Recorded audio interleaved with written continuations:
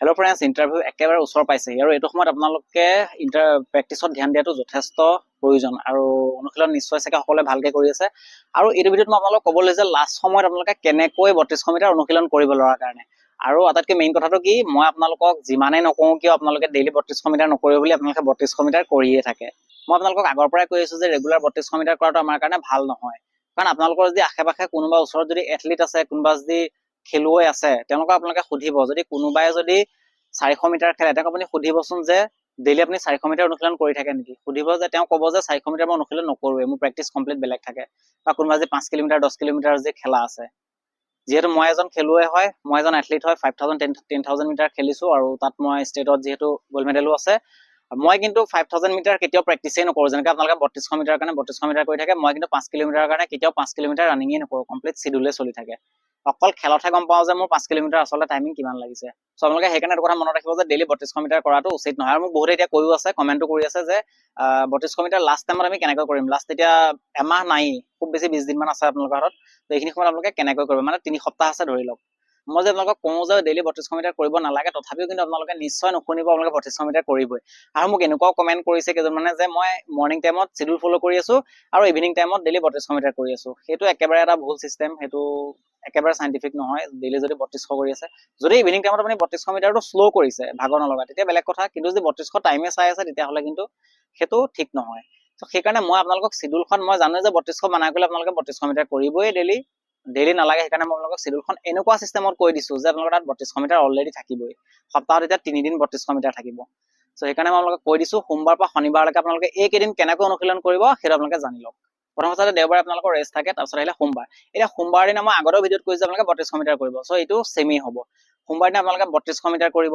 32শ মিটাৰটো আপোনালোকে টাইম চাব, টাইমিং কিমান হৈছে সেইটো আপোনালোকে একদম নিজৰ সম্পূৰ্ণ ফুল টাইমিং টেষ্ট কৰিব।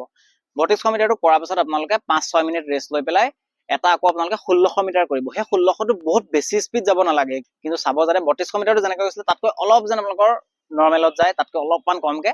তো চাব আপোনালোকে নিজৰ নিজৰ ষ্টেমিনা অনুসৰি আপোনালোকে নিজে মিলাই ল'ব যে কিমান স্পীড গ'লে মোৰ ভাগৰ লাগিব নালাগিব। ইয়াৰ পিছত আহিলে আপোনালোকৰ মঙলবাৰ দিনা আপোনালোকৰ থাকিব 1 কিলোমিটাৰ 4ৰ পৰা 5টা। এতিয়া যিসকলে পাৰিছে তেওঁলোকে 5টা কৰক, আৰু যদি নোৱাৰিছে তেওঁলোকে 4টা কৰক। তো 4টা কৰিলেও যথেষ্ট। যিহেতু আপোনালোকে 32শ মিটাৰ ৰানিং কৰিব, সেইটো হিচাপত 1 কিলোমিটাৰকে আপোনালোকৰ 4টা হৈ যাব। 4টা যথেষ্ট। আপোনালোকে কেনেকৈ কৰিব, প্ৰথমটো 1 কিলোমিটাৰ কৰিলে টাইমিং আপোনালোকে চাওক, নিজৰ ওপৰত কথা। যেনেকুৱা ষ্টেমিনা, যেনেকুৱা টাইমিং আপোনালোকে সেইমতে আপোনালোকে টাইমিং দিব লাগিব। কিন্তু ধ্যান ৰাখিব লাগিব যে গোটেইকেইটা এভাৰেজ প্ৰায় ওচৰা-ওচৰি হয়। এনেকুৱা নহয় যে প্ৰথমটো আপোনালোকে 3 মিনিট 30 ছেকেণ্ডত দৌৰিলে, পিছৰটো 4 মিনিটত, তাৰপিছৰটো 4.5, তাৰপিছৰটো 5 মিনিট, তেনেকৈ নহয়। গোটেইকেইটা আপুনি এভাৰেজ পেচ মেইনটেইন কৰক। গোটেইকেইটা বোলে মই 4 মিনিটকৈ যাম, তেতিয়াও কোনো কথা নাই, গোটেইকেইটা 4 মিনিটকৈ কৰক। যদি পাৰিছে মই 3:50কে যাম, গোটেইকেইটা 3:50কে যাওক। বা 1 ছেকেণ্ড 2 ছেকেণ্ড ইফাল হৈছে একো কথা নাই, কিন্তু এনেকুৱা নহয় যে 30 ছেকেণ্ড 40 ছেকেণ্ড গেপ আহিছে, সেইটো কিন্তু নহয়। সেইটো কৰিলে আপোনালোকৰ ৰেপিটেশ্যনৰ কোনো অৰ্থই নাথাকিব। এটা কৰাৰ পিছত আপোনালোকে আৰু 3 মিনিট ৰেষ্ট ল'ব, আকৌ এটা কৰিব। ঠিক তেনেকৈ আপোনালোকে কমপ্লিট 4টা বা 5টা কৰিব। তাৰপিছত আহিলে বুধবাৰ দিনা আকৌ চেম আপোনালোকে 32শ মিটাৰ ৰানিং কৰিব। 32শ মিটাৰ এটা কৰিব। সেইটো আপোনালোকে টাইমিং চাওক, খুব বেছি ভাল নহ'ব। সোমবাৰ দিনা যিমান ভাল টাইমিং লাগিছিলে, বুধবাৰ দিনা কিন্তু সিমান ভাল নহ'ব। কি কাৰণে, সোমবাৰ দিনা আপোনালোকৰ ৰেষ্ট লৈ পেলাই কৰিছিলে। যিহেতু দেওবাৰে ৰেষ্ট আছিলে, সোমবাৰে অনুশীলন কৰিছিলে, সেইকাৰণে আপোনালোকৰ সোমবাৰে অলপমান টাইমিংটো ভাল হৈছিলে। কিন্তু বুধবাৰে অলপমান বেয়া হ'ব পাৰে, কেইছেকেণ্ডমান, সেইটো আপোনালোকে চিন্তা নকৰিব। সেইটো আপোনালোকে এটা 32শ মিটাৰ কৰিব, আকৌ আপোনালোকে 4 পৰা 5 মিনিট ৰখিব, এটা 800 মিটাৰ কৰিব, বাছ হৈ গ'ল। সেইদিনা সিমানে অনুশীলন। ইয়াৰ পিছত আহিলে বৃহস্পতিবাৰ দিনা আপোনালোকৰ থাকিব অলপমান slow' fast workout. Slow' fast মানে আপোনালোকে গম পাইছে, 1 মিনিট ফাষ্ট যাব, 1 মিনিট শ্ল' যাব। এইটো মই আগতেও কৈছিলো। আপোনালোকে ষ্টপ ৱাচটো ষ্টাৰ্ট কৰিব। প্ৰথম মিনিটটো অলপমান ফাষ্ট যাওক। ফাষ্ট মানে এনেকুৱা নহয় যে একদম 100 মিটাৰ নিচিনা গৈছে, আপোনালোকে অলপ দূৰতে ৰখি দিছে। অলপমান ভৰিটো ষ্টেপটো খুলি পেলাই অকণমান যাতে শ্লাইটলি ভাগৰ লাগে, তো সেইটো পেছত যাব। যেনেকৈ 32শ মিটাৰ দৌৰে ঠিক তেনেকৈয়ে যাব। অকণমান তাতকৈ ভৰিটো অলপ বেছি খুলিব, যাতে অকণমান শ্লাইটলি আৰু ভাগৰ লাগে। তো 1 মিনিট স্পীড গ'ল, 1 মিনিট একদম জগিং, আকৌ 1 মিনিট স্পীড গ'ল, আকৌ 1 মিনিট একদম জগিং।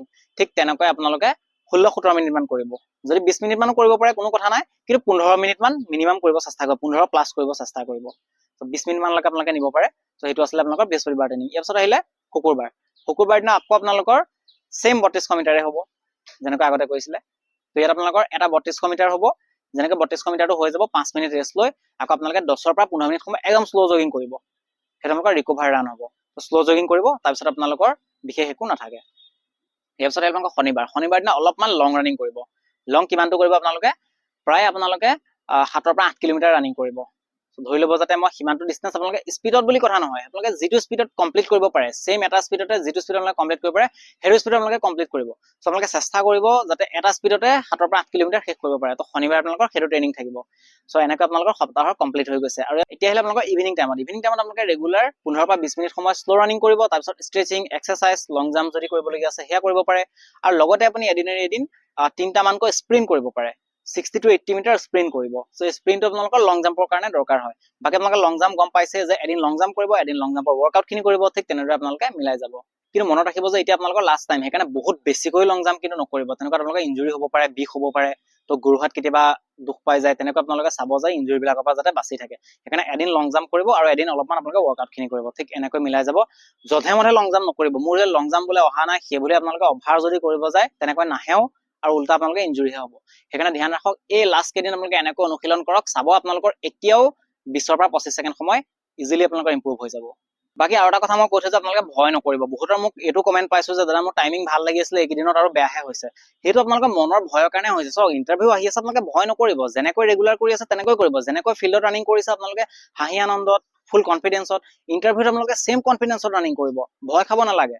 সো মই ইয়াৰ কাৰণে ভিডিঅ' দি যাম, আৰু আপোনালোকে এইটো চিন্তা কৰিব নালাগে যে ইণ্টাৰভিউ আগত আপোনালোকে কেনেকৈ ৰেষ্ট ল'ব লাগিব, কিমান দিন ল'ব লাগিব, এইবিলাক আপোনালোকে চিন্তা কৰিব নালাগে। সব ভিডিঅ' মই A to Z দি যাম, কেৱল ভিডিঅ' আপোনালোকে চাই যাব, আৰু লগতে আপোনালোকে অনুশীলন কৰি যাওক ফুল কনফিডেন্সেৰে আৰু ভয় নোখোৱাকৈ। সো আশা কৰিছো আপোনালোকে শিডিউলখন সকলোৱে নিশ্চয় বুজি পাইছে। যদি আপোনালোকৰ কিবা কুৱেশ্যন আছে তেনেহ'লে মোক কমেণ্ট কৰি সুধিব পাৰে, মই আপোনালোকক নিশ্চয় ৰিপ্লাই কৰিম।